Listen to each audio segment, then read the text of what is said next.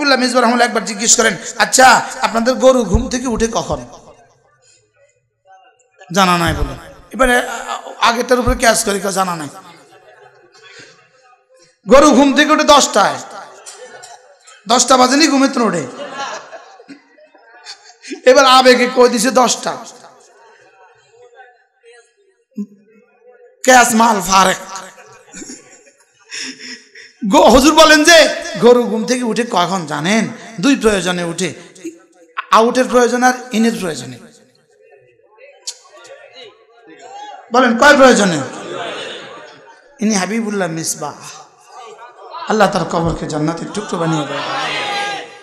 ইনাকে বড় মোহাব্বত করতেন হুজুরের। হুজুরের যে নতুন বিল্ডিংটা, বাড়িটা, এর পাশের যে ঘরটা, এটা